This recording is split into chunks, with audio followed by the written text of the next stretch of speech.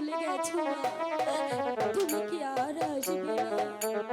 তোমার মতো যে আপন কেউ হতে পারছে না, মায়ের মতো আপন কেউ না ভাই রে,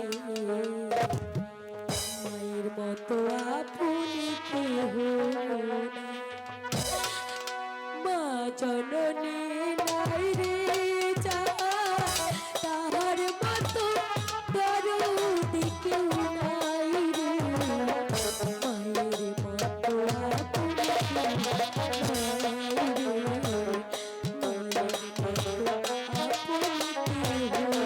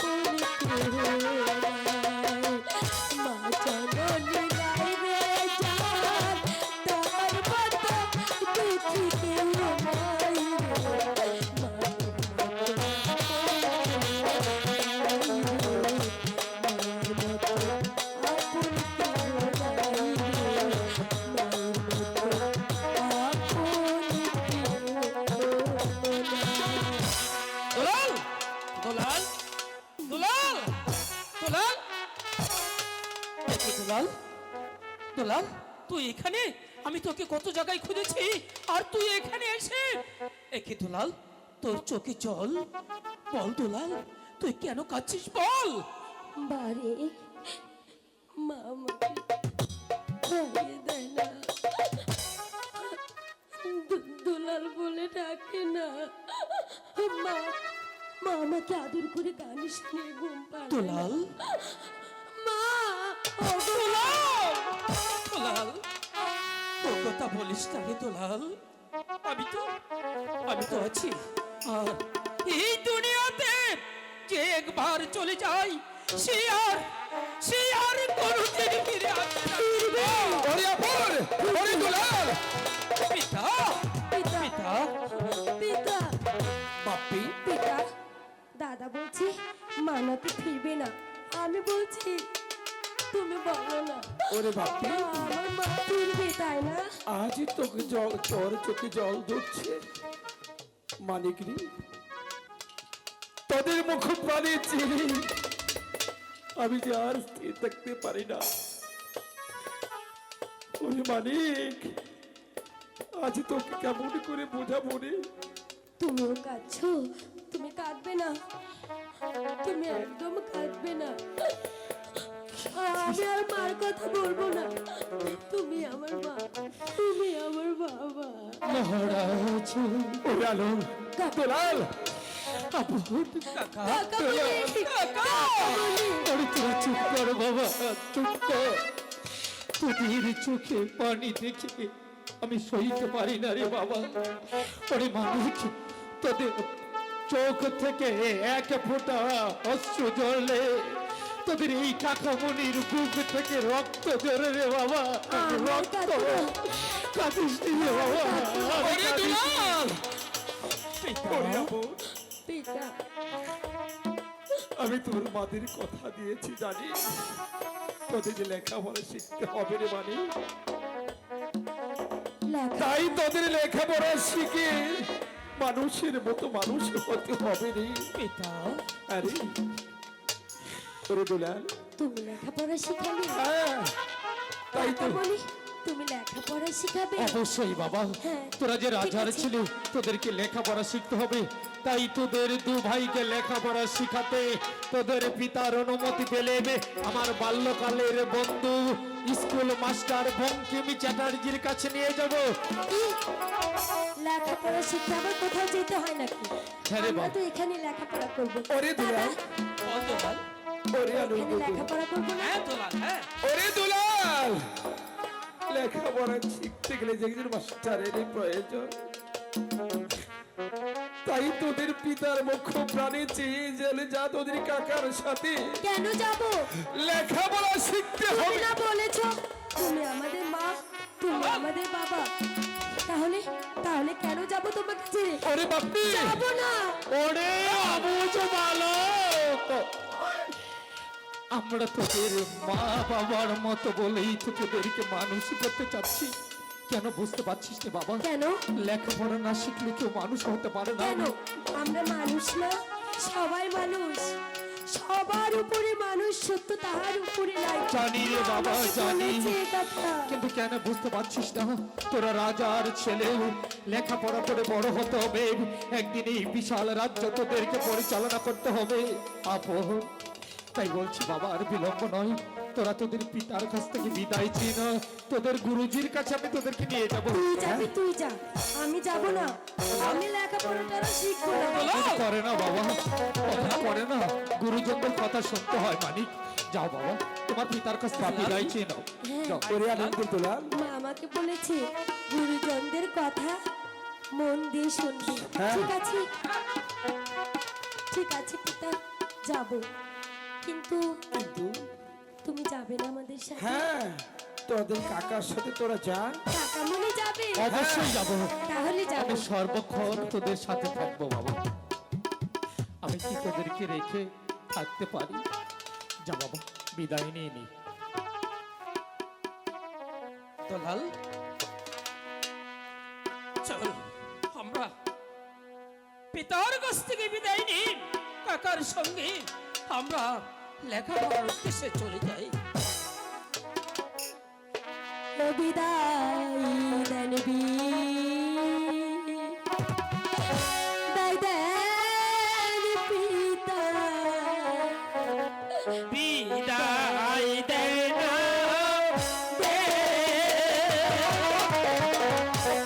দুলাল। দাদা।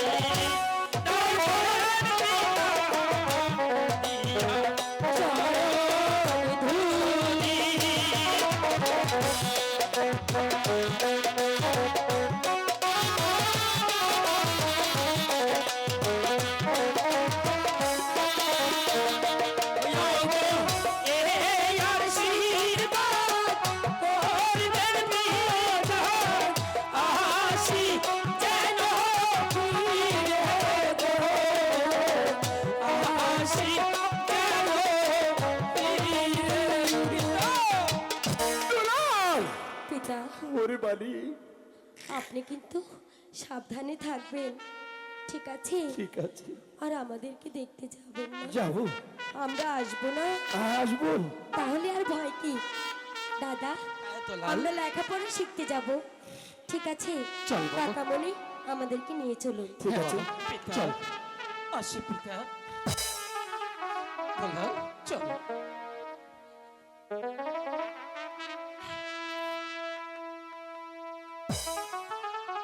পিতা! পিতা,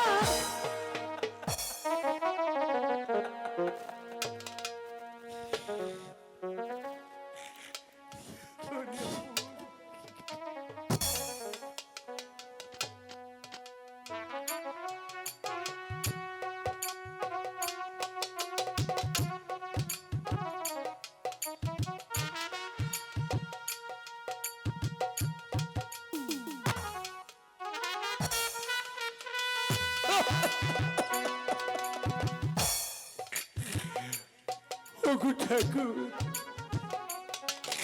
কেন তুমি আমাকে এত কঠিন পরীক্ষায় ফেললে ঠাকুর?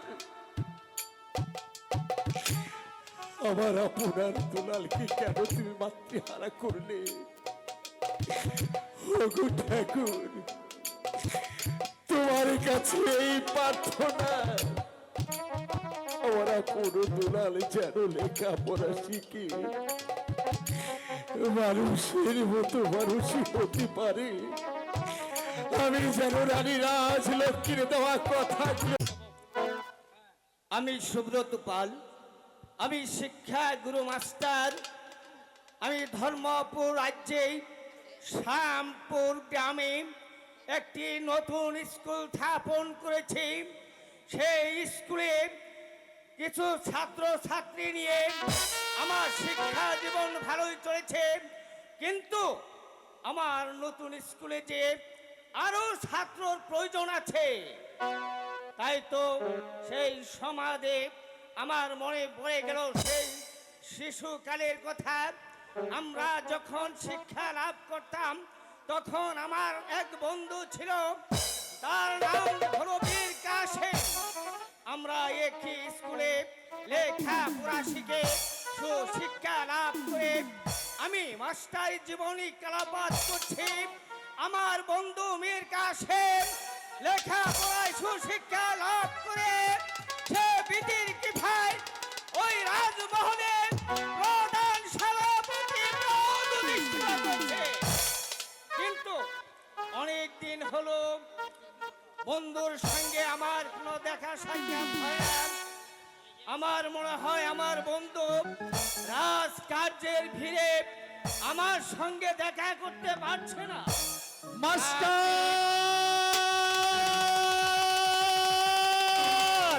হ্যাঁ, ওই তো বন্ধু মীর কাশেমের কণ্ঠস্বর শোনা যাচ্ছে। মাস্টার!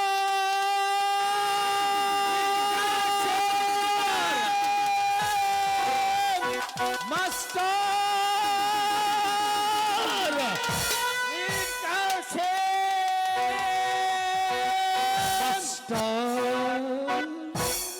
মীর কাশেম, বন্ধু, বন্ধু।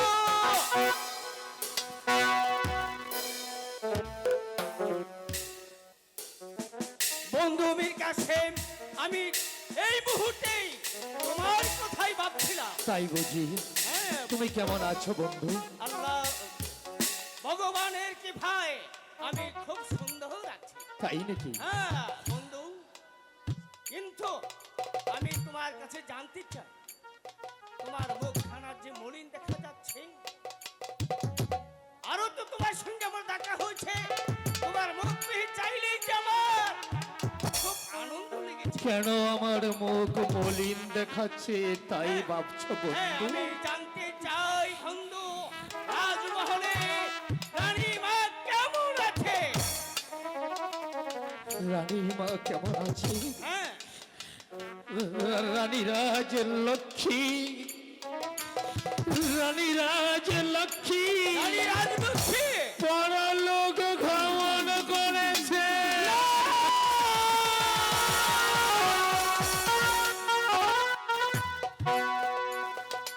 বন্ধু, বন্ধু মীর কাসেম, এ কি কথা তুমি আমায় শোনালে?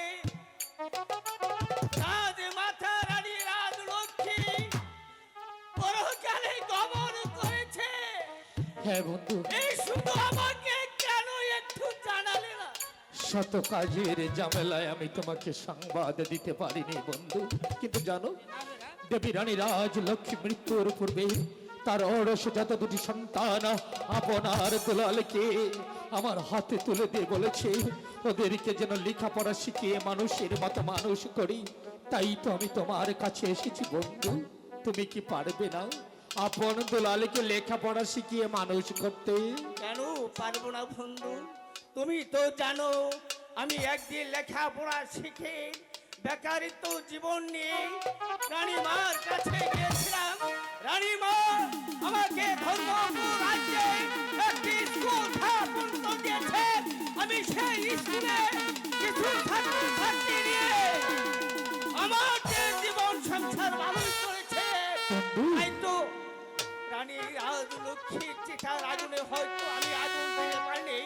ওই ভগবান আমার ভাগ্যে রাখেনি, হয়তো আমার ভগবান দেখেছে রাজলক্ষ্মীর দুটি সন্তান আপনার দুলালকে আমি যদি সুশিক্ষায় শিক্ষিত করতে পারি, সমাজের বুকে একটি আদর্শ মানুষ করতে পারি, তাহলে আমার মনে হয় আমার সেই উপকারে একটু হলেও ঋণ শোধ তাহলে আমি আপন দুলালকে এখনই তোমার কাছে নিয়ে হ্যাঁ, আসছি। বন্ধু নিয়ে এসো, আপন বন্ধু। দুলাল, কাকা এসো বাবা এসো। নিয়ে এসো। কাকামণি, কাকা, আপন আনন্দ দুলাল, উনি তোমাদের গুরুজি, তোমাদের গুরুজিকে প্রণাম করো। জি এসো বন্ধুলাল, আমি আশীর্বাদ করছি তোমরা দীর্ঘজীবী হও।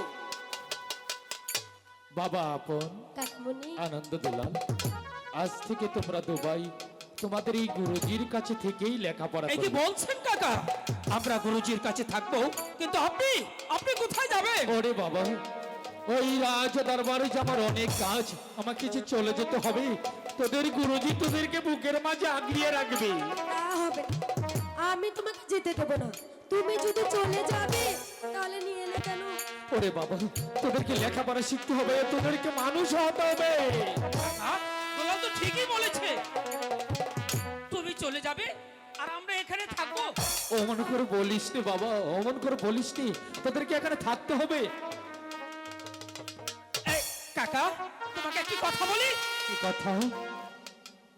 এখন যদি বলি তাও তো দোলালও দুঃখ পাবে, কিন্তু না, তারপরে বলতে হচ্ছে। কাকা কাকা, তুমি কি বলছো কাকা?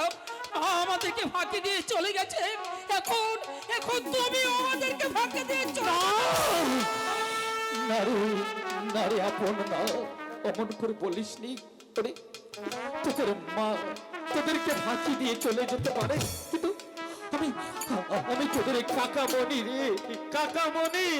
আমি আমি তোদেরকে কোনোদিন ফাঁকি দেব না রে মানি। এই তো ফাঁকি দিচ্ছ।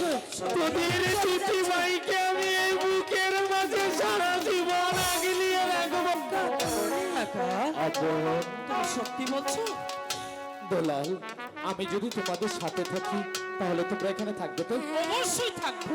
বেশ, আমি তোমাদেরকে ছেড়ে কোথাও যাব না। ঠিক আছে কাকা। আপন দোলাল, যে দেখো কতগুলো পাখি একটি ডালে বসে কি সুন্দর ভাবে খেলা করছে। কই? ওই তো, যে দেখো সম্মুখে সম্মুখে। এগিয়ে যা বাবা, আরো এগিয়ে যা। দোলাল, দোলাল, দেখছো? কাকা যে বললো, আমি তো দেখতে পাচ্ছি না। তুমি দেখতে পাচ্ছ না? তুই দেখতে পাচ্ছিস দাদা? আরে আমিও তো দেখতে পাচ্ছি না। মিথ্যে বলেছে, কোথা উড়ে গেছে। এ কি? কাকামণি, কাকামণি না এখানে ছিল? কাকা- কাকামণি কোথায়? দোলাল, আমি তো বুঝতে পারছি না কাকা গেল কোথায়। গুরুজি, আমাদের কাকামণি কোথায় গেছে? কাঠামোনিতে রাজ ধরবালি অনেক কাজ পড়ে আছে, তাই তো তোমাদেরকে নিয়ে এসছে আমার এখানে লেখাপড়া শিখতে। তাই তো তোমাদেরকে লেখাপড়া শিখে একজন সমাজের বুকে একজন আদর্শ মানুষ হতে হবে। তাই তো তোমরা ক্লান্ত, চলো তোমরা কিছু খেয়ে নিন। আমার সঙ্গে চলো।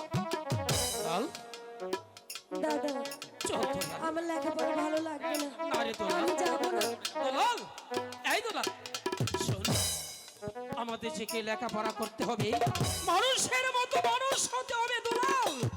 তুই কোনো চিন্তা করিস নি, কাকা চলে গেছে, অবশ্যই কাকা আমাদেরকে দেখতে আসবে। সত্যি বলছিস দাদা? হ্যাঁ। ঠিক আছে গুরুজি। হ্যাঁ বলো দুলাল। গুরুজি হ্যাঁ বলো। আমরা লেখাপড়া শিখবো, ঠিক আছে? আমাদেরকে আশীর্বাদ করুন।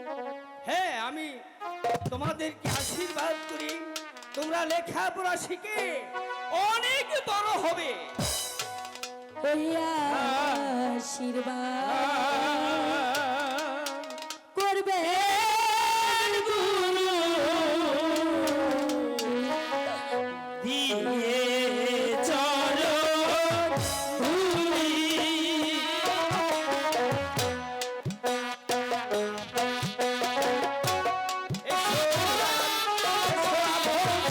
আমি তোমাদেরকে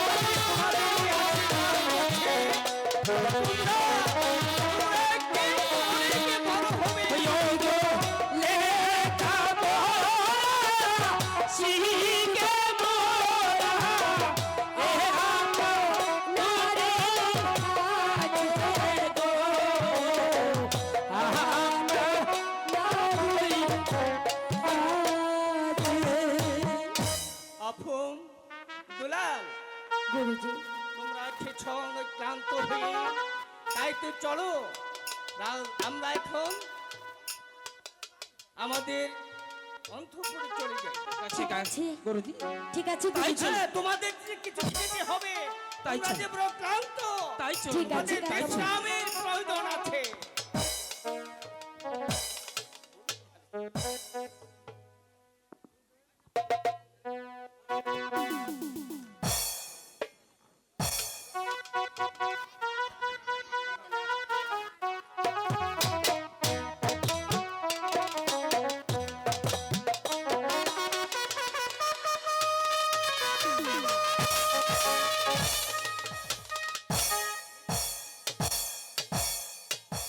মন্ত্রী জং বাহাদুর মহারাজ, কেমন আছে ধর্মপুরের প্রজা সাধারণ? ধর্মরাজ্যের প্রজাগণ বেশ সুখ শান্তিতে বসবাস করছে মহারাজ, কিন্তু মহারাজ কিন্তু মানে প্রজারা বলা বলি করছে, কি বলাবলি করছে? যেদিন থেকে দেবী রানী রাজ লক্ষ্মী স্বর্গ দামে চলে গেছে, সেদিন থেকেই নাকি রাজ্যের লক্ষ্মী চলে গেছে মহারাজ। হ্যাঁ, প্রজারা ঠিকই বলে করছে, কারণ রানী রাজলক্ষ্মী প্রজাগণকে মাতৃস্নেহ দিয়ে রাখতো। আগে মহারাজ, তা আমিও জানি মহারাজ, কিন্তু প্রজারা আরেকটি দাবি জানিয়েছে মহারাজ। কি দাবি জানিয়েছে? মানে আমি যে বলতে সাহস পাচ্ছি না মহারাজ। তোমাকে অবদান করছি, আপনি বলুন কি দাবি জানিয়েছে? আগে মহারাজ, প্রজারা বলছে মানে মানে প্রজারা বলছে আপনি আবার মহারাজ। আপনি কি জানেন আমি রানী রাজলক্ষ্মীর গাছে প্রতিজ্ঞা করেছি আমি কোনদিন দ্বিতীয় দান গ্রহণ করব না। আজ্ঞে মহারাজ, এই তো প্রজাদের মঙ্গলার্থে আপনাকে আবার দ্বিতীয় দায় গ্রহণ করা উচিত মহারাজ। আপনি তো এই ধর্মরাজ্যে বসে একদিন ধর্ম অধর্মের বিচার করেছিলেন। হ্যাঁ, আপনি সেদিন বলেছিলেন আমি ধর্মকে বুকে আগলি রেখে ওই জ্বলন্ত অগ্নিকণ্ঠেও ঝাঁপ দিতে দ্বিধাবোধ করবো না। হ্যাঁ, আমি সত্য বলেছিলাম। আমি ধর্মবীরের সে বিচারক নাই, বিচার করে কিন্তু সেনাপতি মীর কাসেম তা থেকে মেনে নেবেন। আজ্ঞে মহারাজ, আমি বলছিলাম কি আপনি আগে বলুন না দ্বিতীয় দ্বার গ্রহণ করবেন কিনা। মন্ত্রী জঙ্গ বাহাদুর, আমি আপনার কাছ থেকে না না না না, আমি কি বলছি, না না না, আমি যেতে পারবো না। আমি কখনোই না মেনে নিতে পারবো না। আপনি যদি দ্বিতীয় দ্বার গ্রহণ না করুন তাহলে প্রজারা যে আপনার বিরুদ্ধে বিদ্রোহ ঘোষণা করবে। 10টা মাথা ছেড়ে মহারাজের নামে বিদ্রোহ ঘোষণা করবে। মহারাজ, এই মুহূর্তে আমি প্রজাশালা থেকে ঘুরে এলাম।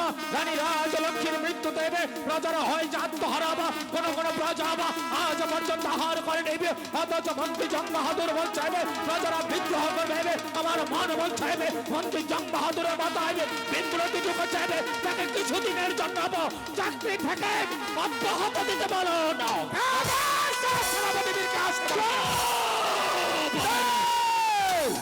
আজ্ঞে মহারাজ, এটা নাট্যশালা নয়, একটা রাজদরবার। মহারাজ, এই সেনাপতি মীর কাসেম আপনার সম্মুখে যেভাবে আমাকে অপমান করছে বলুন না মহারাজ, এই মুহূর্তে আমি প্রাসাদ থেকে বেরিয়ে যাই। দাঁড়ান মন্ত্রী জং বাহাদুর, সেনাপতি মীর কাসেম, মহারাজ, আপনি যান। বেশ, আমি চলে যাচ্ছি মহারাজ। তবে যাওয়ার পূর্বে মহারাজের অনুমতি পেলে মন্ত্রী জং বাহাদুরকে আমি দুটি কথা বলে যেতে চাই। বলুন। মন্ত্রী জং বাহাদুর, বলো। দেবী রানী রাজ লক্ষ্মীর মৃতদেহ সৎকারের দায়িত্ব আপনার হাতে দিয়ে আমি চলে গিয়েছি। আপনি ভালো করে জানেন আমি আমার মায়ের মতো দেবী রানী রাজ লক্ষ্মীর কাছে শপথ করে প্রতিজ্ঞা করেছি আমি যতদিন এই পৃথিবীর বুকে বেঁচে থাকবো ততদিন মহারাজকে দ্বিতীয় দ্বার গ্রহণ করতে দেব না। তাই বলছি যদি মহারাজকে দ্বিতীয় দ্বার গ্রহণ করানোর কোন রকম চক্রান্ত করো না, তাহলে মনে রাখবেন ওই চক্রান্তের জাল এই মুসলিম ছিন্ন করে আপনার কাছে চলে আসবে। আর সেই দিন এই মুসলিমের হাতিয়ার কোনদিন আপনাকে ক্ষমা করবে না। এই মুসলিম সেদিন নিজ হাতে আপনাকে হত্যা করতে দ্বিধা করবে না। সেনাপতি মীর কাসেম আপনার সম্মুখে যেভাবে আমাকে অপমান করছে মহারাজ, এভাবে কি আর চাকরি করা যায় মহারাজ? মন্ত্রী জং বাহাদুর, আজ্ঞে মহারাজ, আপনি তো মন্ত্রী, জানেন তো আপনি দেবী রানী রাজ লোককে মাতৃ স্নেহবাতিহী সে ভাইয়ের স্নেহ দেহকে লালন পালন করেছে। তাই তো দেবী রানী রাজ লক্ষ্য, তাই ওর কথা কিছু মনে না করি ও কি ক্ষমা করে দিই। ঠিক আছে, আমি চলে যাচ্ছি। কিন্তু মন্ত্রী জং বাহাদুর, আজ্ঞে মহারাজ, আমি বলছিলাম কি প্রজাদের মঙ্গলার্থে আপনাকে আবার দ্বিতীয় দ্বার গ্রহণ করা ঠিক উচিত। আছে মন্ত্রী জং বাহাদুর, আপনার কথাটা আমার মাথায় রইল। আমি 7 দিন পরে আপনাকে কথাটা বলবো। আসি।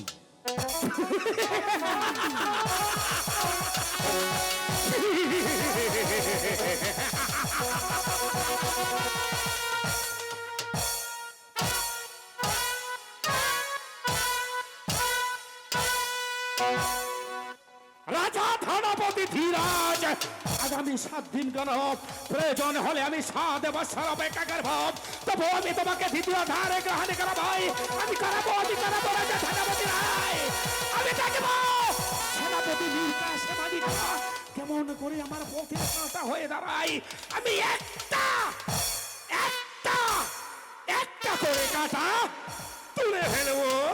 কেন না, আমি প্রতিনিয়ত স্বপ্নে দেখি আমি কবে বসবো এই ধর্মপুরের সিংহাসনের সিংহাসন সিংহাসন।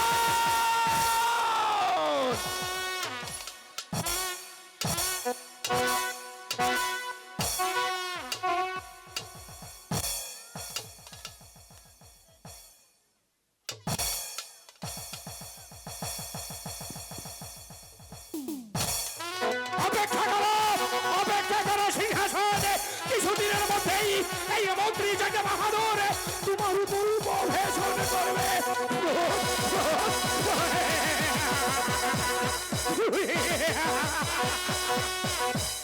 মা, মা কালী, এই মা, মা রে, এই মা, তুই কি শুনতে পাচ্ছিস?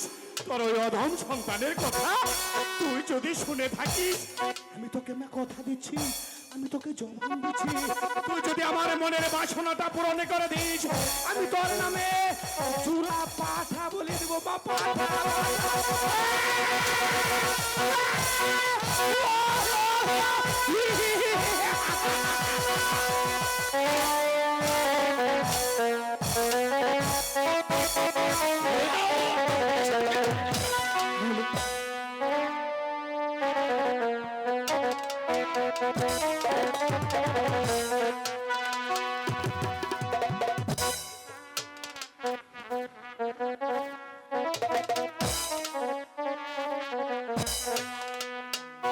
বাবা,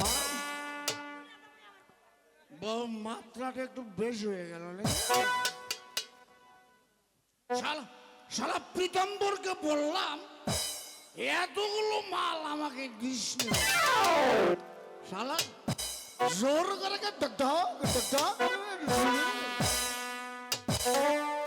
বাবা, বাবা আব্দুল আলিম, শালা পা দুটো ঠিক রাখতে পারছি না।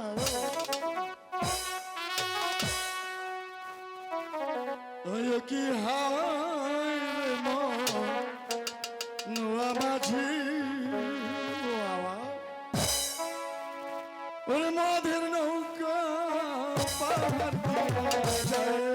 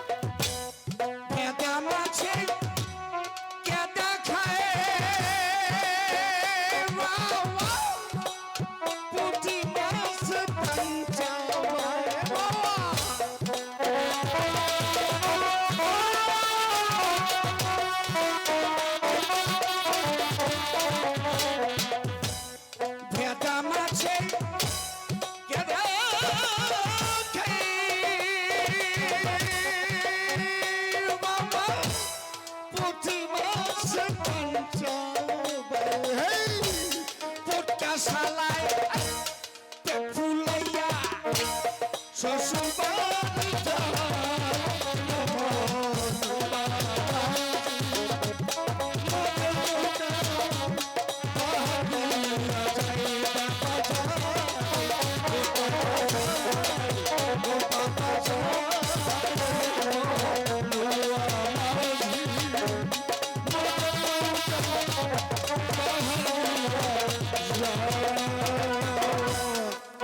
যাই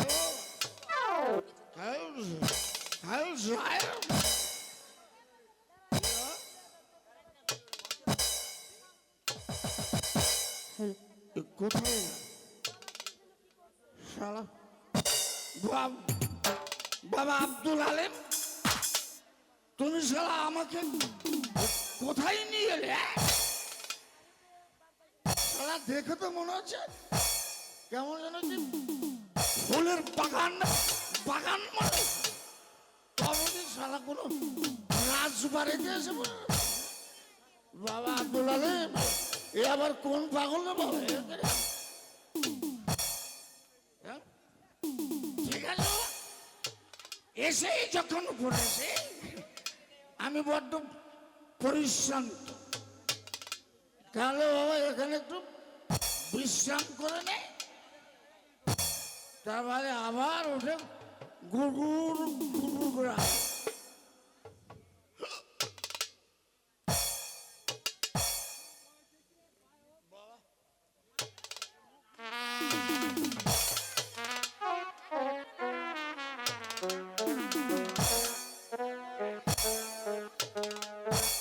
এই বাবা, এই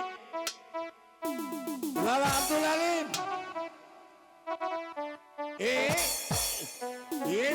পৃথিবীতে সবাইকে ফাঁকি দেয় বুঝলে? এই যে সন্তান পিতাকে ঠকায়, মা কন্যাকে ঠকায়, বন্ধু বন্ধুকে ঠকায়, আর প্রেমিক প্রেমিকা তো কথাই নেই, সুযোগ পাইলে খালি আর এক জায়গায় চলে যাওয়া।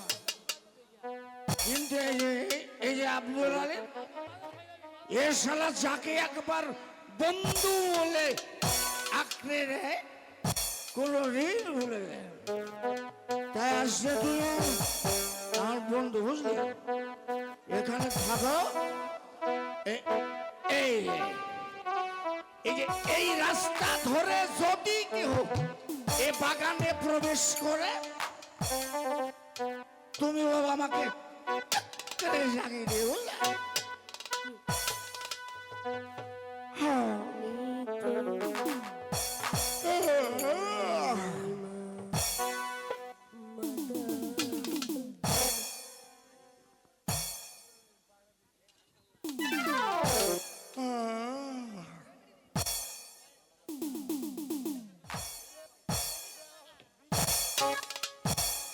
হ্যালো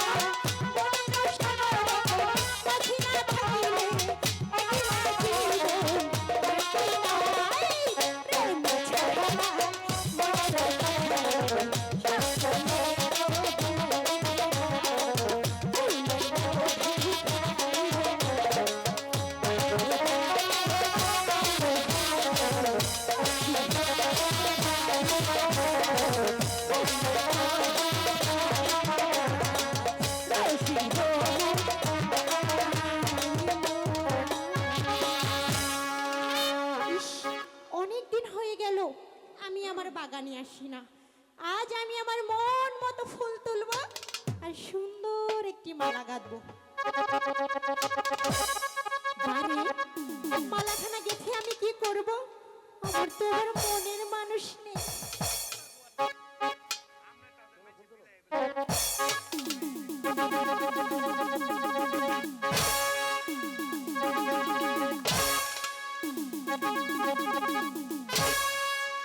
ঠিক আছে, অনেকগুলো ফুল হয়েছে। এই ফুলগুলো নিয়ে এখন আমি প্রাসাদে ফিরি।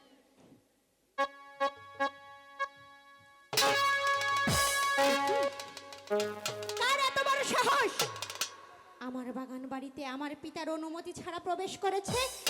ঠিক আছে, এক্ষুনি আমি পিতার কাছে গিয়ে বিচার দিব। নারা, আগে কেন পিতার কাছে বিচার দেব? পিতার কাছে যদি আমি তার নামে বিচার দেই, পিতা হয়তো আমাকে তাকে নিয়ে ওই কারাগারে বন্দি করবে। তার আগে আমি একটু সুন্দর করে তাকে দেখে নি, কেমন ভিনদেশি নাগর আমার বাগানে এসেছে।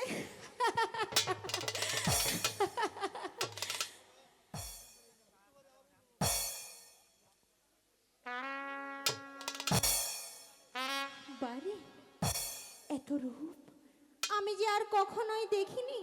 তার রূপ দেখে যে আমি পাগল হয়ে গেছি। ঠিক আছে, তাহলে তাকে একটিবার আমি দেখে দেখি।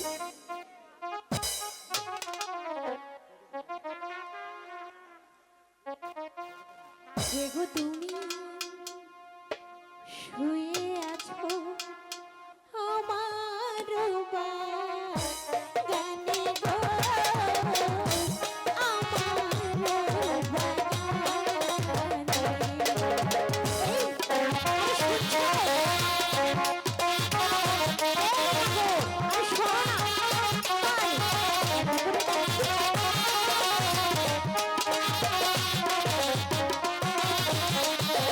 হাই গো আমি দেখি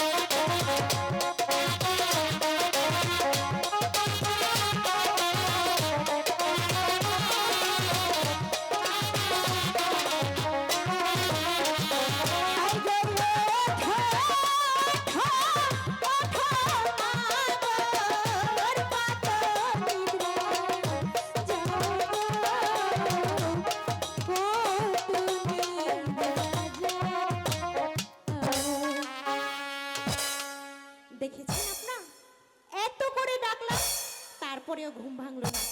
আমার নাম চন্দ্রাবতী, কেমন করে ঘুম ভাঙাতে হয় আমার কিন্তু ভালো করেই জানা আছে।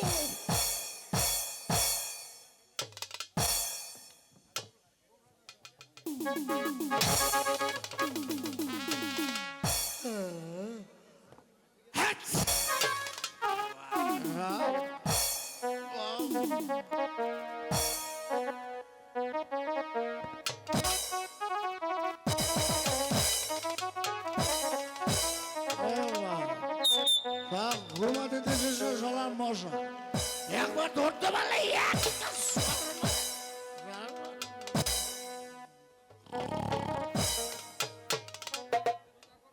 যাব্বা, আবার ঘুমিয়ে পড়লো। এটা মানুষ নাকি কুম্ভকর্ণ আমি তো কিছুই বুঝতে পারছি না। ঠিক আছে, আমি আর একটা বার চেষ্টা করে দেখি।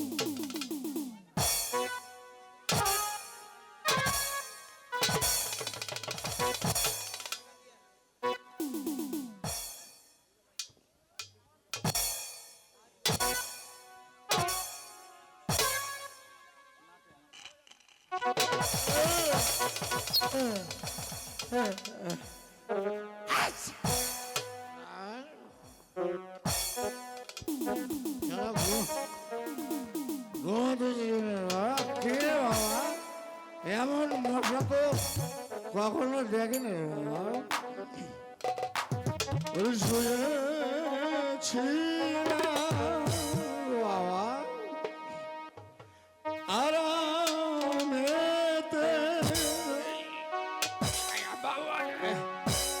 ফুলের গানে গো ফুলের বাগানে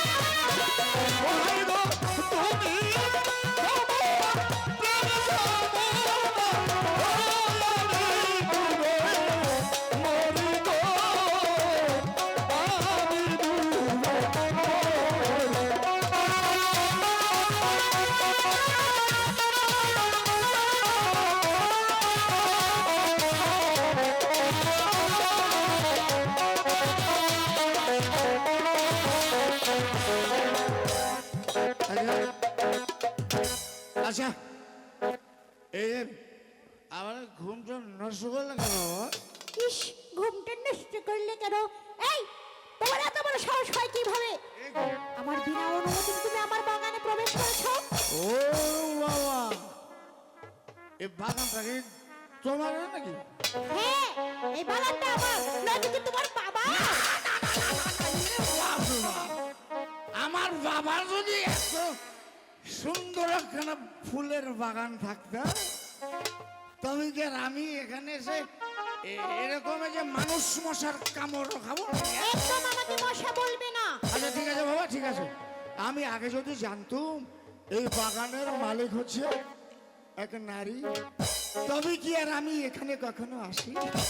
আমার ঘাট হয়েছে, এবার আমাকে ক্ষমা করে দাও। বললেই হলো। এই শোনো, বললেই কি যাওয়া যায়? কেন বাবা? তার আগে বলো তো তুমি কে? আমি মানুষ লোক। আরে বাবা, হ্যাঁ? ডুবে মানুষ আমি তো দেখতেই পাচ্ছি। হ্যাঁ, দেখে। তোমার তো একটা পরিচয় আছে, হ্যাঁ, সেটা বলো। ও, তার মানে আমি কে? ও আমি তো এই যে, কে তুমি? শোনো, আমার নাম শুনতে চাচ্ছ? হ্যাঁ, তোমার নামটা বলো। এবার তো ঠিক আছে না? এই শোনো, আমার নাম শুনে তুমি এখানে স্থির থাকতে পারবে না।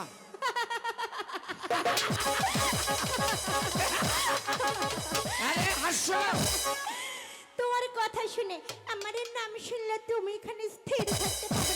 আরে বলাই দেখো না, আমি ভয় পাই না। এই, আমি খুব সাহসী। সত্যি? সত্যি? তাই নাকি? হ্যাঁ। আচ্ছা তাহলে শোনো, তুমি আমার- এখানে এগুলো কি ফেলেছো? এই পা সব- পিছলে যাচ্ছে বারবার। No no, I am not abnormal. আমার নাম বলো। ভয় পাবে না তো? আরে ধুর। এই, শোনো, বলো। আমার নাম হেকমত আলী গুন্ডা।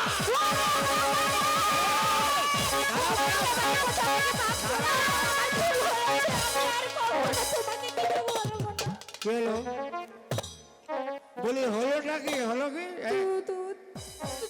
তুমি তাহলে সেই হেকমত আলী গুন্ডা? আরে শুধু তাই নয়, আমার সাথে এক পেটি গুন্ডা আছে, সেটা আবার কে? এক ডোজ খেয়ে নে দেবে? এই না, এই শোনো, খুব বাজে গন্ধ। শোনো। চাটাং চাটাং না করে এবার তুমি সরাসরি বলো তো তোমার নামটা কি, মানে তোমার পরিচয়, তোমার নামটা কি? ও, আমার পরিচয় শুনতে চাও? তাহলে আমার পরিচয় হ্যাঁ, তোমার নাম। শোনার আগে এই শোনো, তোমার নাম। প্যান্টের বেল্টটা একটু শক্ত করে বাঁধো। আরে ধাত্রী। এই, আমার পরিচয় শোনার পর তোমার প্যান্টের বেল্ট ঢিলা হয়ে যাবে। হ্যাঁ, আচ্ছা ঠিক আছে, বলো বলো। বলবো আগে তোমার নামটা বলো না বাবু, তোমার নামটা। নামটা? আমি হচ্ছে এই রাজ্যের রাজকুমারী, আমার নাম হচ্ছে চন্দ্রাবতী। কি হলো? আরে থাম। হলো কি? আমি যা জিজ্ঞেস করছি আবার বলো। আবার বলবো? আমি শুধু জানতে চাচ্ছি তোমার নামটা কি। আমার নাম? হ্যাঁ, আমার নাম হচ্ছে, নাম আবার হয় নাকি? আমার নাম হচ্ছে, হ্যাঁ, আমার নাম হচ্ছে চন্দ্রাবতী। চন্দ্রাবতী, ঠিক আছে, চেহারার সঙ্গে নামের বেশ মিল রয়েছে। যা, দুষ্টু কথা। এই শোনো, না না, একবারে অঘটন লজ্জা ঘটে, করছে তো। অকথ্য কোনো কিছু বলিনি। আচ্ছা এবার তোমার বাবার নামটা, মানে পিতার নামটা বলো তো। পিতার নাম বলবো? হ্যাঁ, বলবো পিতার নাম? আরে হ্যাঁ বলো তো, বলো। আমার পিতার নাম হচ্ছে অজয় রায়। একদম ঠিক আছে, একদম ঠিক আছে, যেমন অজয়, এই, অজয়, কি কি অজয়, অজয় রায়, অজয় রায়, অজয় রায়। কি হলো?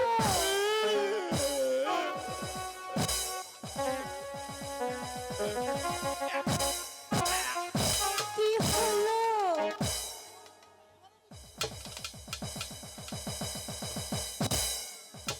আরে হলোটা কি? আরে কি হলো? আগে দাঁড়াও, আমারটা আমি চেক করে নেই ঠিক আছে কি না। কেউ দেখে না কেন?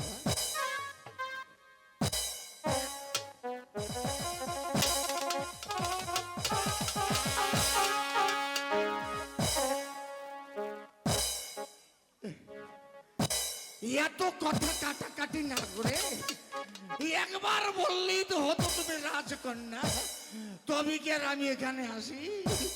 আরে এত বিরক্ত তোমাকে আমি করি। হে ভগবান, আমাকে মুক্তি দাও। ঠিক আছে, আমি ঘাট মানছি, আমার অপরাধ হয়েছে, এবার আমাকে যেতে দাও। আমি আর এখানে চলে যাবে? 100 বার যাবো, চলে যাবে? 1000 বার যাবো, সত্যি চলে যাবে? 43 বার যাবো। ওরে যেও না, যেও না, কেন যেও না রে বন্ধু, কেন কেন? বলো না যাই যাই যাই, ও বলো না যাই যাই যাই।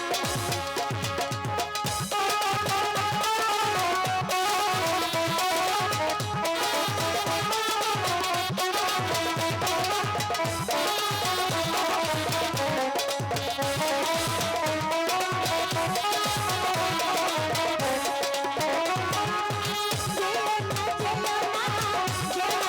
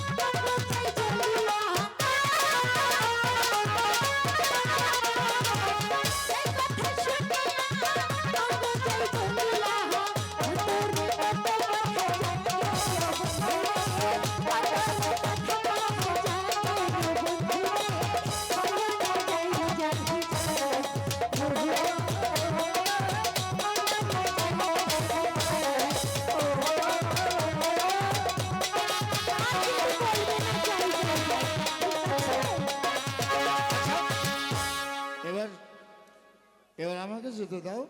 চলে যাবে? যাবো না তো করবো কি? যেও না। কেন? এখানে থেকে কি করব?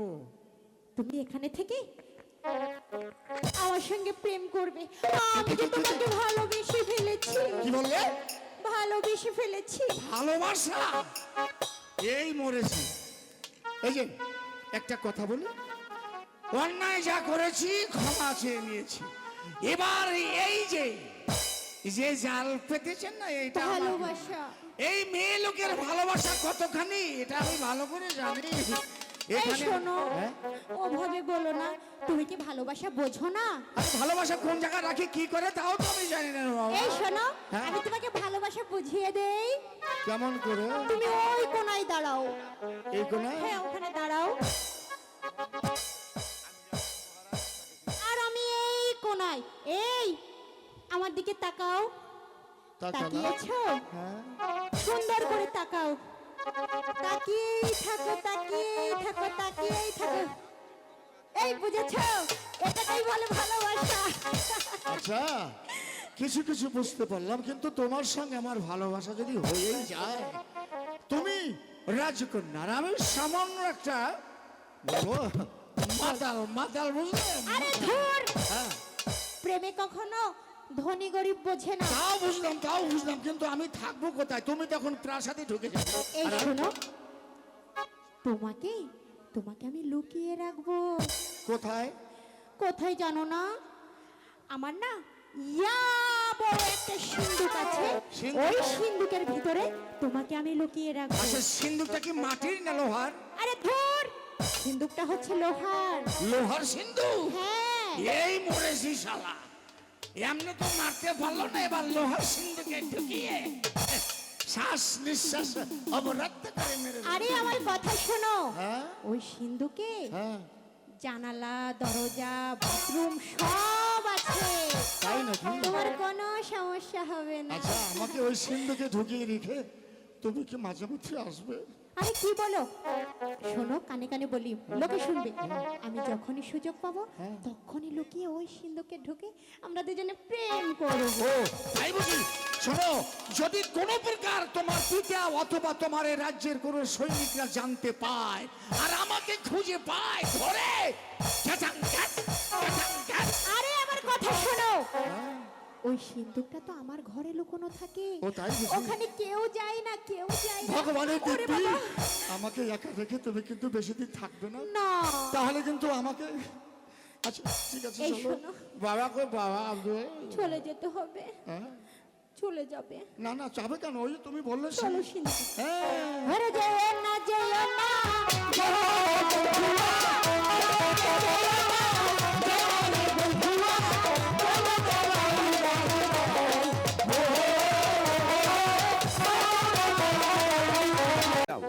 কিন্তু দেখতে দেখতেই 7 দিনই সময় হয়ে গেছে, কিন্তু আমার মনে হচ্ছে মন্ত্রী জং বাহাদুর এই মুহূর্তেই মহারাজ, মহারাজ, প্রজাদের মঙ্গল আছে, আপনাকে আবার দ্বিতীয় দ্বার গ্রহণ করতেই হবে মহারাজ। মন্ত্রী জং বাহাদুর, আজকে মহারাজ, আপনি তো জানেন আমি রানী রাজলক্ষ্মীর কাছে প্রতিজ্ঞা করেছিলাম আমি কোনোদিন আর দ্বিতীয় দ্বারই গ্রহণ করব না। মহারাজ, আপনি যদি দ্বিতীয় ধারে গ্রহণ না করুন তাহলে যে আপনার ধর্ম কর্ম সব রসাতলে যাবে মহারাজ। আমি যদি দ্বিতীয় দ্বার গ্রহণ না করি তাহলে আমার ধর্ম কর্ম রসাতলে যাবে। না না না না, আমি যে ভেবে পাচ্ছি না, একদিকে ধর্ম আরেকদিকে দ্বিতীয় দ্বার গ্রহণ, আরেকদিকে রানী চন্দ্র লক্ষ্মী শিলাদ হয়েছে। না না না, মন্ত্রী জং বাহাদুর, মহারাজ, প্রজাদের মঙ্গলের জন্য যদি আমাকে দ্বিতীয় দ্বার গ্রহণ করতে হয় তাহলে আমি করব। আমি আপনার কাছে কথা দিচ্ছি, আমি আমার দ্বিতীয় দ্বার গ্রহণ করব। ভগবান আপনার মঙ্গল করুক মহারাজ। কিন্তু আজ্ঞে মহারাজ। আমি একটি কথা ভেবে পাচ্ছি না মন্ত্রী জং বাহাদুর, কি কথা মহারাজ? এই বৃদ্ধ বয়সে কে আমাকে কন্যা দান করবে? এই কি বলছেন মহারাজ? কিবা বয়সে আপনার হয়েছে? এই মাত্র আমি সংবাদ পেয়েছি অজয় রাজা তার মেয়ের বিয়ের জন্য একে স্বয়ম্বর সভার আয়োজন করেছে। চলুন না মহারাজ, আমরা সেই সভাতে উপস্থিত হই। হয়তো ভগবানের ইচ্ছে হলে সেই বড়মাল্যটা আপনার গলায় পড়তে পারে মহারাজ। মন্ত্রী জং বাহাদুর, মহারাজ, আমি স্বয়ংবর সভা যাব, কিন্তু এই কথা যদি আমার সেনাপতি মীর কাসেম জানতে পারে, কিন্তু তার স্থাপা থেকে আপনি কেউ রক্ষা পাবো না। আচ্ছা মহারাজ, আপনাকে একটু ছলনার আশ্রয় নিতে হবে। চলো না। হ্যাঁ মহারাজ, আপনি সেনাপতি মীর কাসেম আলীকে ডেকে বলবেন, শোনো সেনাপতি মীর কাসেম, আমি দেবী রানী রাজলক্ষ্মী মিত্রের পর থেকে আমার মনটা বেশি তো ভালো নয়, তাই তো আমি কয়েকদিনের জন্য হরিণ শিকার করতে চাই। হরিণ শিকার যাব, তবে হরিণ শিকার করতে যদি, কিন্তু কিন্তু কি মহারাজ? সেই যদি আমার সঙ্গে সে মেঘ শিকারে যাত্রা করতে চায়। উত্তম যুক্তি মহারাজ, আপনি সেনাপতি মীর কাসেমকে বলবেন, সেনাপতি মীর কাসেম, তুমি আমি দুজনে যদি শিকারে চলে যাই, তাহলে তো এই ধর্মপুর রাজ্যটা অরক্ষিত রয়ে যাবে। এই ধর্মপুর রাজ্যটা কে পরিচালনা করবে? তাই তো এই ধর্মরাজ্যের পরিচালনার দায়িত্ব আমি তোমার উপর ন্যস্ত করি। আমি বরং মন্ত্রী জং বাহাদুরকে নিয়ে শিকারে যাব। উত্তম যুক্তি দিয়েছেন মন্ত্রী জং বাহাদুর, এই কারণে তো সর্বক্ষণ সর্বদাই আপনার কাছে সুযুক্তি নিয়ে থাকি। ঠিক আছে, আমি এই মুহূর্তে সেনাপতি মীর কাসেমকে দেখে আমি মেঘ শিকারে যাত্রা করতে চাই। আজকে মহারাজ, ভগবান আপনার মঙ্গল করুক মহারাজ। এই কে আছিস? সেনাপতি মীর কাসেমকে দরবারে পাঠিয়ে দে। মহারাজের জয় হোক, মহারাজের জয় হোক। বলুন মহারাজ, আমাকে কেন স্মরণ করেছেন? মন্ত্রী জং বাহাদুর, রানী রাজলক্ষ্মী মৃত্যুর পর আমার মনটা খুব ভালো যাচ্ছে না, তাই আমি মনে মনে স্থির করেছি আমি আগামীকাল মেঘ শিকারে যাত্রা করতে চাই। এত বড় আনন্দের কথা মহারাজ, আগামীকাল আপনি মৃগয় শিকার করতে যাবেন। আমি নিজ হাতে আপনাকে শিকারের সাহায্যে সজ্জিত করে দিয়ে আপনার পাশে থেকে আমরা দুজন মিলে মৃগয় শিকার করবো। সেনাপতি মীর কাসেম, মহারাজ, তুমি যদি আমার সঙ্গে মেঘ শিকারে যাত্রা করো, তাহলে আমি রাজ্যের ভার কার হাতে তুলে দেবো। এ কি বলছেন মহারাজ? তাই মনে মনে স্থির করেছি আমি রাজ্যের ভারটা তোমার হাতে তুলে দিয়ে আমি কিছুদিনের জন্য মেঘ শিকারে যাত্রা করতে চাই। এ কি বলছেন মহারাজ? হ্যাঁ। আমি কি পারবো এই গুরু দায়িত্ব পালন করতে? আমি জানি সেনাপতি মীর কাসেম, আমি জানি তুমি পারবে এই আমার দেওয়া আদেশকে রক্ষা করতে, তুমি পারবে প্রজাদের সুখে সুখে হতে, তুমি পারবে এই রাজ্য পরিচালনা করতে। মহারাজ, আপনি যখন এই বিশাল গুরু দায়িত্ব আমার হাত অর্পণ করছেন, আমি আপনাকে কথা দিচ্ছি আপনার দেওয়া দায়িত্ব আমি অক্ষরে অক্ষরে পালন করব। মহারাজ, মহারাজ, আমি চলে যাচ্ছি, তবে যাবার পূর্বে আপনার অনুমতি পেলে মন্ত্রী জং বাহাদুরকে দুটি কথা বলে যেতে চাই। বলুন মীর কাসেম। মন্ত্রী জং বাহাদুর, আপনি মহারাজকে নিয়ে শিকার করতে যাচ্ছেন, এবার আনন্দের কথা। আপনারা যতদিন শিকার থেকে ফিরে না আসবেন, ততদিন আমি মহারাজের শূন্য স্থানে বসে এই বিশাল রাজ্য পরিচালনা করে যাব। মহারাজকে যদি মৃগয় শিকার থেকে ভালোই ভালো প্রাসাদে নিয়ে আসুন, তাহলে এই মুসলিম আপনাকে কথা দিচ্ছে, ভাই বলে বন্ধু বলে আপনাকে বুকে নিয়ে আলিঙ্গন করবো। আর এই যদি শিকারের ছলনা করে মহারাজ দ্বিতীয় দ্বার গ্রহণ করার চেষ্টা করবো, তাহলে একটি কথা ইয়াদ রাখবেন, এই পৃথিবীর সবাই আপনাকে ক্ষমা করলেও আমার হাত থেকে আপনি কিছুতেই রেহাই পাবেন না। আপনার মতামত 10টা মন্ত্রীকে হত্যা করতে এই মীর কাসেম দ্বিধাবোধ করবে না। তবে আমার মায়ের কাছে দেওয়া প্রতিশ্রুতি আমি রক্ষা করবই। মন্ত্রী জং বাহাদুর, নিশ্চিত চলুন আমরা মেঘ শিকারে যাত্রা করবো, কিন্তু একটি কথা, সেনাপতি মীর কাসেমের কথা কোনক্ষণ আমি কিছু মনে করবেন না। কেন জানেন? সেনাপতি মীর কাসেম আমাকে, রানীকে এবং রাজ্যটাকে অনেকই ভালোবাসে। তাই যদি আমার কিছু হয়ে যায়, তাই তো সে সহ্য করতে পারবে না। তবে চলুন এই মুহূর্তে নিশ্চিত আমরা মেঘশিকে যাত্রা করতে চাই। চলুন মহারাজ।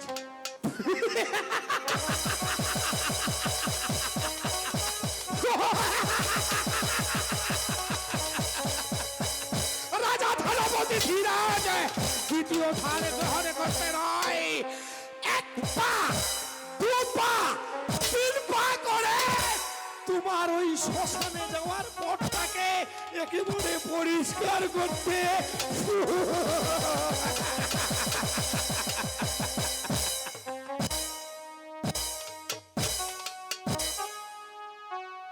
সেনাপতি মীর কাসেম, তুমি বারবার প্রকাশ্য রাজ দরবারে আমাকে অপমান করে যাচ্ছ।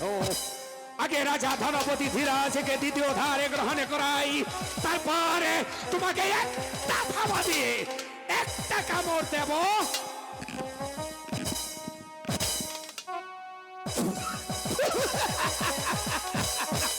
এই ধর্মরাজ্য থেকে তোমাকে বিতাড়িত করে দেব। মা, এই মা, মারে তুই আমার স্বপ্নটাকে বাস্তবে পরিণত করতে যাচ্ছিস মা। এ মা, আমি তোকে জবান দিয়েছিলাম তুই যদি আমার মনের বাসনাটা পূরণ করে দিস আমি তোকে দুধুরো পাঠা দেব। এবার আমি তোকে আবার কথা দিচ্ছি মা, আমার কার্যাদি শেষ হলে আমি তোর নামে 4 জোড়া পাঠা দেব। ও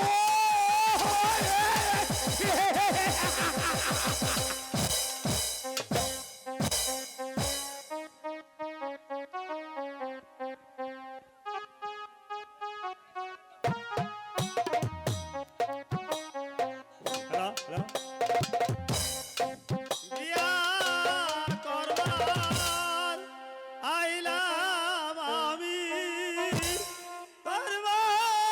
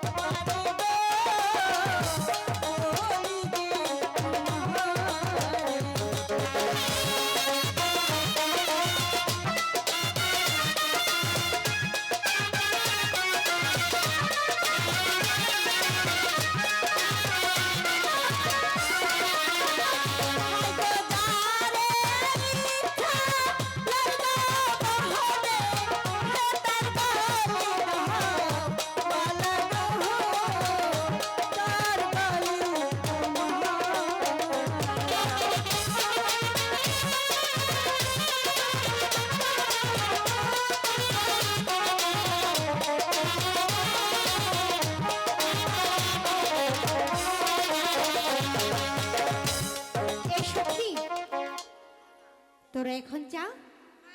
বারে তুমি কার ঘরে বরমাল্য দিবে না দেখে আমরা চলে যাব? ঠিক আছে তাহলে থাক। হিয়া সরে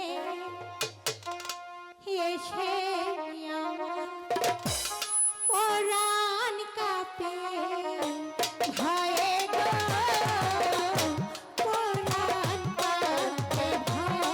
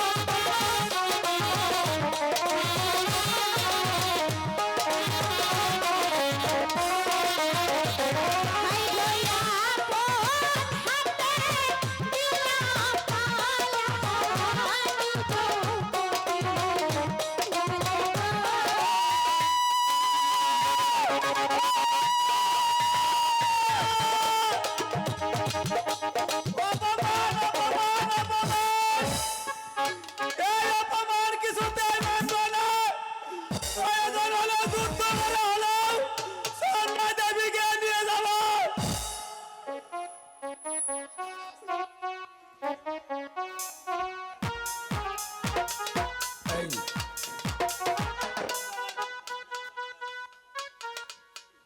না, আমরা কিছুতেই মেনে নিতে পারি না। নে, যুদ্ধ কর, যুদ্ধ কর। কি করবে?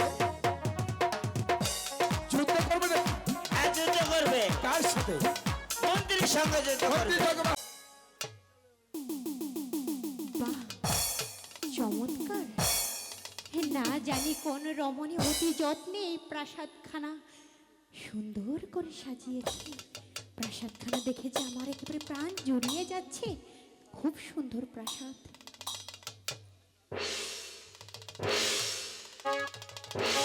একই চন্দ্রা, মহারাজ, তুমি এমনি ভাবে ঘুরে ঘুরে কি দেখছো? মহারাজ, বলো। এত সুন্দর করে এই প্রাসাদটা কে সাজিয়েছে মহারাজ? কে সাজিয়েছে তুমি জানো? বলুন না কে তুমি সাজিয়েছে? জানতে চাও? হ্যাঁ, আমি জানতে চাই। এই প্রাসাদটা সাজিয়েছে বলুন। রানী রাজলক্ষ্মী। সেই পৃথিবী ছেড়ে চলে গিয়েছে, রেখে গিয়েছে দুটি রত্ন, তারও দুটি সন্তান। মহারাজ, হ্যাঁ, রানী রাজলক্ষ্মী নিজ হাতে এত সুন্দর করে প্রাসাদখানা সাজিয়েছে, অথচ দেখুন ভগবানের ডাকে সাড়া দিয়ে সে কত তাড়াতাড়ি চলে সে পরপারে অতি চলে দুঃখের গেছে। বিষয়। আচ্ছা, আচ্ছা বল। আপনার নাকি দুটি সন্তান আছে? হ্যাঁ, দুটি সন্তান আছে। মহারাজ, আমি গিয়ে আপনার দুটি সন্তানকে দেখতে চাই মহারাজ। দেখতে চাও? হ্যাঁ মহারাজ। ঠিক আছে, আমি দেখাবো। কিন্তু কিন্তু তারা কোথায় আছে মহারাজ? ওরা ওদের কাকামণির সাথেই সে মাস্টার বাড়ি লেখা পড়তে গিয়েছে। কেন মহারাজ? তারা মাস্টার বাড়িতে লেখাপড়া করবে কেন? এখন তো প্রাসাদে তাদের মা এসেছে। কি বলছো চন্দ্রা? এখন তারা আমার কাছেই থাকবে মহারাজ। তাই নাকি? হ্যাঁ মহারাজ। চন্দ্রা, মহারাজ, তুমি কি পারবে আমার স্নেহের মাতৃহারা দুটি সন্তানকে মাতৃ স্নেহ দিয়ে লালন পালন করতে? কেন পারবো না মহারাজ? তুমি কি পারবে তাদের মা হতে? কেন পারবো না মহারাজ? আমি যে নারী। বাহ! এই নারী হচ্ছে মায়ের জাতি। আমি তাদেরকে অতি যত্ন করে লালন পালন করে মানুষের মতো মানুষ করে গড়ে তুলবো মহারাজ। বাহ চন্দ্রা, তোমার কথা শুনে আমি অত্যন্ত খুশি হলাম, কিন্তু আমি কি ওদেরকে ডাকবো? হ্যাঁ মহারাজ। ঠিক আছে, আমি সেনাপতি মীর কাসেমকে আমি পাঠিয়ে দিচ্ছি। ঠিক আছে। এই কে আছিস? সেনাপতি মীর কাসেমকে দরবারে পাঠিয়ে দে। মহারাজার জয় হোক, মহারাজার জয় হোক, মহারাজার জয়।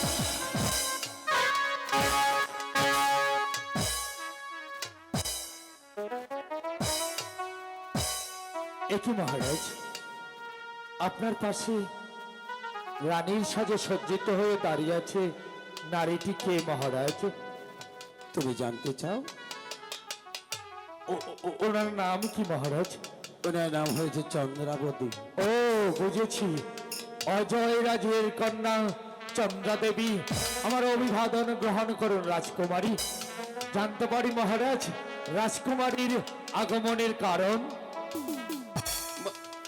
সেনাপতি মীর কাসেম, মহারাজ আমি যখন তোমার কাছ থেকে মেঘ শিকারে গিয়েছিলাম, মেঘর শিকার পথে চলতে চলতে চলতে হঠাৎ করে আমার বড্ড জল পিপাসা লেগে যায়। আচ্ছা, তারপর? জল পিপাসার জন্য ছুটতে ছুটতেই আমি গিয়ে দেখি সেই অজয় রাজার প্রাসাদে। সেখানে গিয়ে আমি জল পিপাসায় মিঠাতে গিয়ে সেখানে থেকে স্বয়ংবর সভা, সেই স্বয়ংবর সবাই আমি উপস্থিত হয়েছিলাম। সেই হঠাৎ করে ভগবানের কৃপায় সেবার মাল্যটা আমার গলে পড়ে গেছে। না না মহারাজ, না, অমন কথা বলতে পারেন না মহারাজ। এই কিছুতেই হতে পারে না মহারাজ। আমার মন বলছে আমি জেগে জেগে স্বপ্ন দেখছি।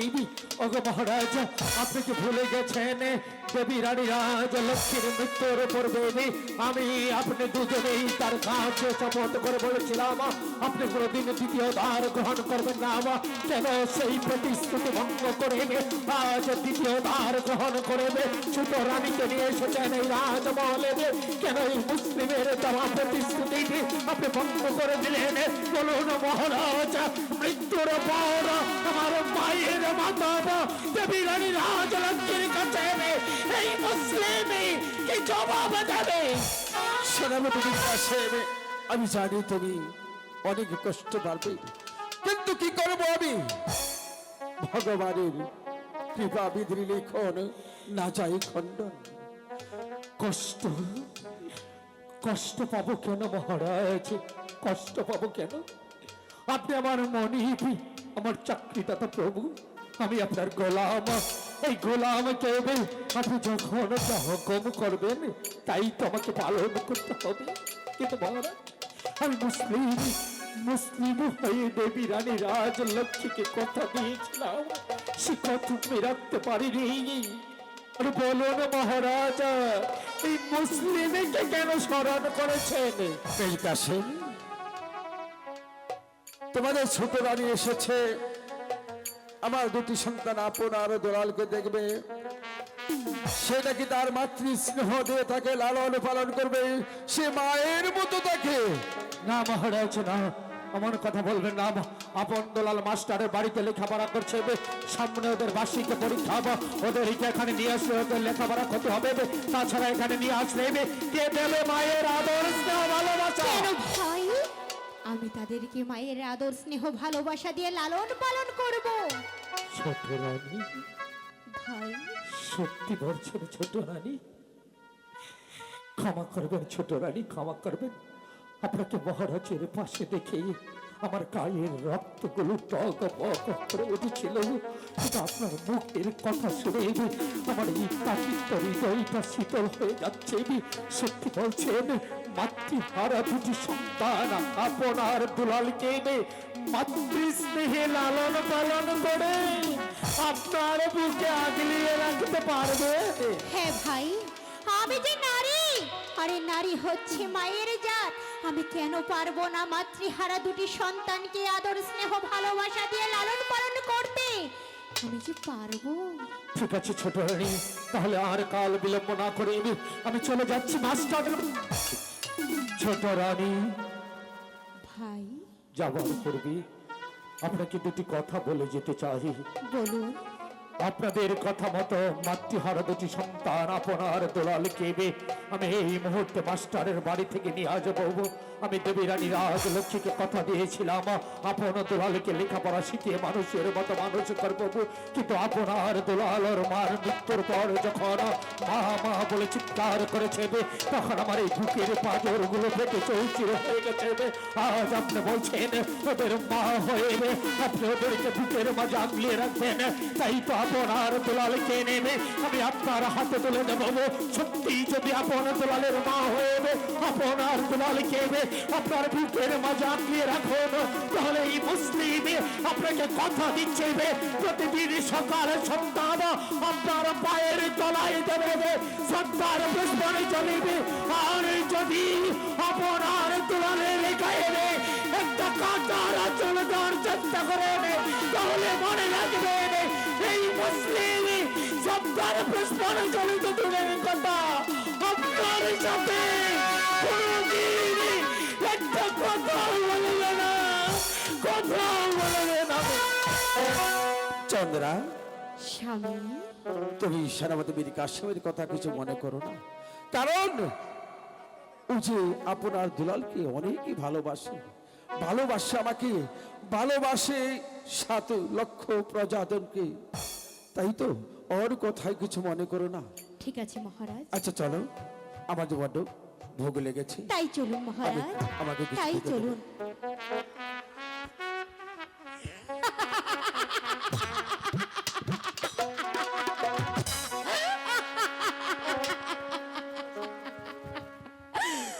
সেনাপতি মীর কাসেম,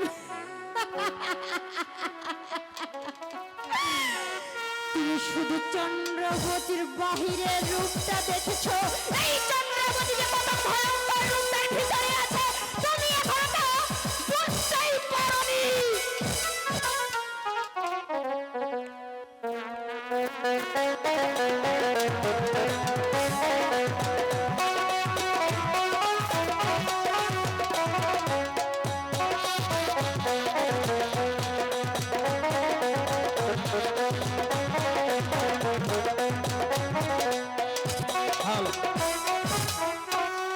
দলাল,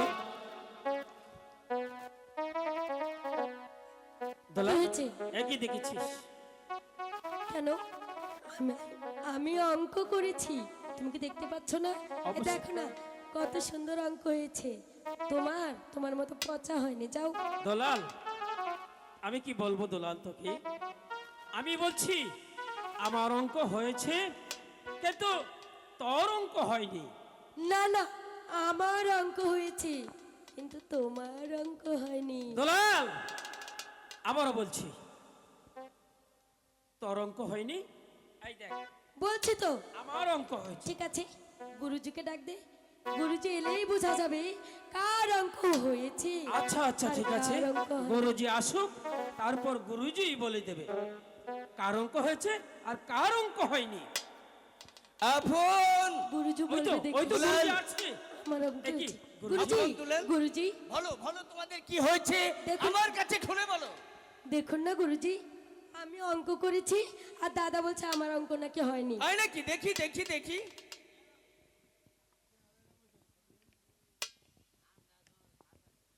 বাহ, খুব সুন্দর অঙ্ক হয়েছে। দেখেছো, বলেছি না গুরুজি এলেই বলবে আমার অঙ্কই কি হয়েছে। বলছেন গুরুজি? হ্যাঁ, দুলালের অঙ্ক খুব সুন্দর হয়েছে, এবার তোমার অঙ্ক দেখাও। ঠিক আছে।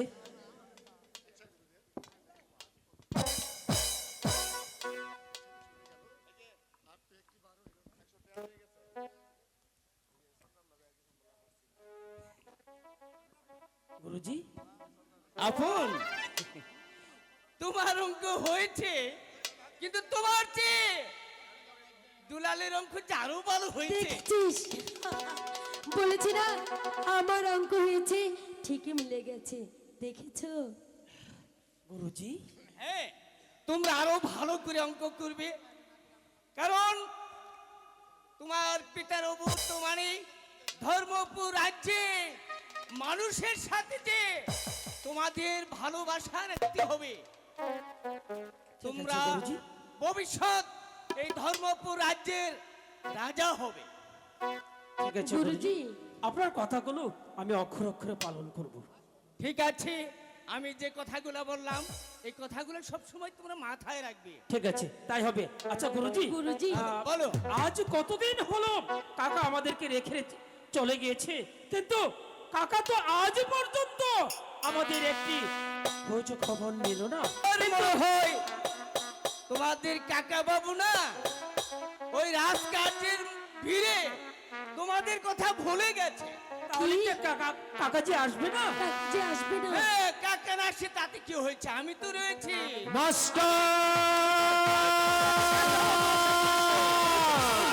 কাকামণি এসেছে। আপন